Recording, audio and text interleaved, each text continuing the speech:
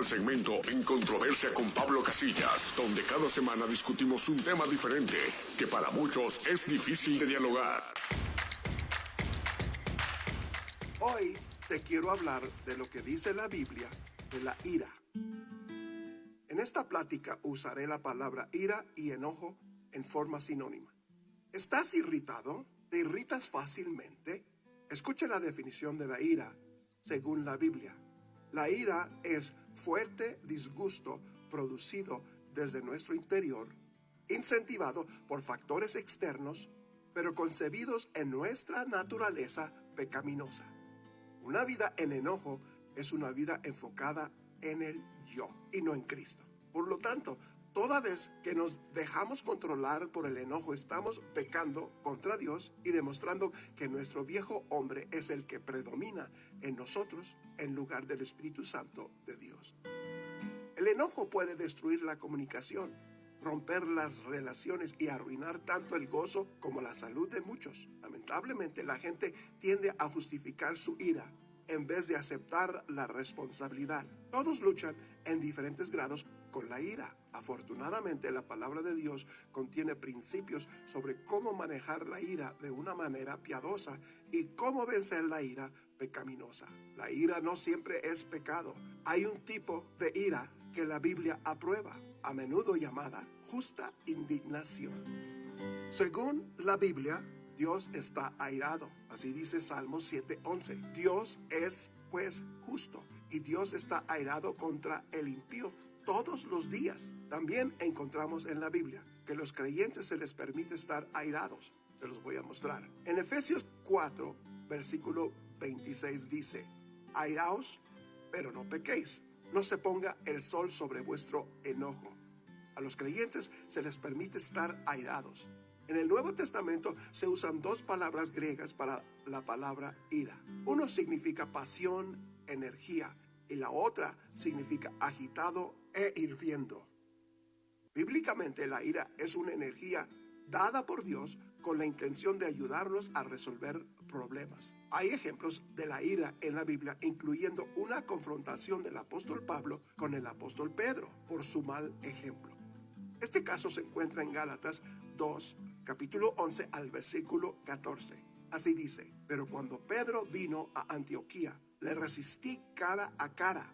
Este es Pablo hablando. Aquí está hablando el apóstol Pablo. Porque era de condenar, pues antes que viniesen algunos de parte de Jacobo, comía con los gentiles, pero después que vinieron, se retraía y se apartaba, porque tenía miedo de los de la circuncisión. Y en la simulación participaban también los otros judíos, de tal manera que aún Bernabé fue también arrastrado por la hipocresía de ellos. Pero cuando vi que no andaban rectamente conforme a la verdad del evangelio, dije a Pedro delante de todos: si tú, siendo judío, vives como los gentiles y no como judío, ¿por qué obligas a los gentiles a judaizar? En pocas palabras, el apóstol Pablo se enojó contra el apóstol Pedro porque actuó como un hipócrita. Aparte, encontramos a Jesús airado por la manera en que algunos judíos habían corrompido la adoración en el templo de Dios en Jerusalén. Este relato está en Juan capítulo 2 del 13 al 8. Así dice: estaba cerca la Pascua de los judíos y subió Jesús a Jerusalén y halló en el templo a los que vendían bueyes, ovejas y palomas, y a los cambistas allí sentados, y haciendo un azote de cuerdas, echó fuera del templo a todos, y las ovejas y los bueyes, y esparció las monedas de los cambistas y volcó las mesas, y dijo a los que vendían palomas: quitad de aquí esto, y no hagáis de la casa de mi padre casa de mercado. Ninguno de estos ejemplos de ira involucró la autodefensa, sino la defensa de otros o de un principio. ¿Por qué se enojó Jesús? Se enojó porque los mismos judíos habían convertido la casa de Dios en un mercado.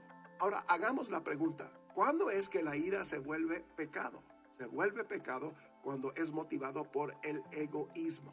La ira se vuelve pecado cuando el objetivo de Dios es distorsionado o cuando se deja que la ira persista.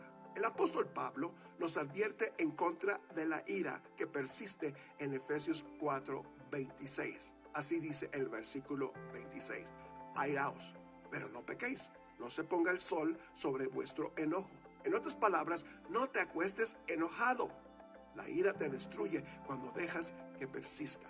¿Cómo podemos librarnos de la ira? La Biblia dice que debemos hablar la verdad en amor y usar nuestras palabras para edificar a otros y no permitir que salgan de nuestra boca palabras corrompidas o destructivas. Desafortunadamente, cuando hablamos palabras corrompidas y destructivas, eso en sí es una característica común de personas que les falta comunión con Dios. La ira se vuelve pecado cuando se le permite desbordarse sin restricción, dando como resultado un escenario en el que todos a su alrededor resultan lastimados, dejando devastación a su camino, usualmente con consecuencias irreparables. Escuche lo que dice Proverbios 29:11. El necio da rienda suelta a toda su ira, mas el sabio a fin lo sosiega. La ira también se vuelve pecado cuando el airado rehúsa ser tranquilizado, guarda rencor o lo guarda todo en su interior. De nuevo, escucha Efesios 4:26 y aparte el versículo 27. Airaos, pero no pequéis. No se ponga el sol sobre vuestro enojo, ni deis lugar al diablo. Según el versículo 27, si no controlamos nuestra ira, le estamos dando lugar al diablo. Esto puede causar depresión e irritabilidad por cosas pequeñas, con frecuencia con cosas sin relación alguna con el problema de fondo. En Proverbios 28:13 dice: el que encubre sus pecados no prosperará, mas el que los confiesa y se aparta alcanzará misericordia. Toma nota de esto. Según este versículo, si encubrimos nuestros pecados de ira, no podemos prosperar. Ahora escucha 1 de Juan 1:9. Si confesamos nuestros pecados, Él es fiel y justo para perdonar nuestros pecados y limpiarnos de toda maldad.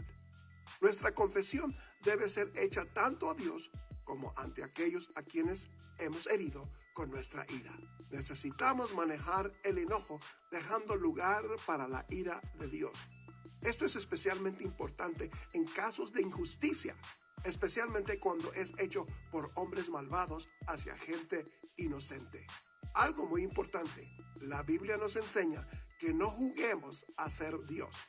Escuche estas palabras del apóstol Pablo en Romanos 12:19. No os venguéis vosotros mismos, amados míos, sino dejad lugar a la ira de Dios, porque escrito está: mía es la venganza y yo pagaré, dice el Señor. Y por último, tenemos que aprender a no devolver mal por mal.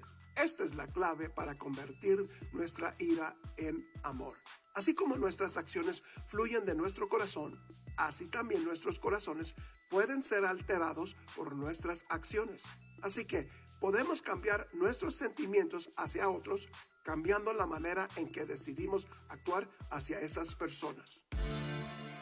Termino con Mateo 5, del versículo 43 hasta el 48. Así dice: oísteis que fue dicho, amarás a tu prójimo y aborrecerás a tu enemigo.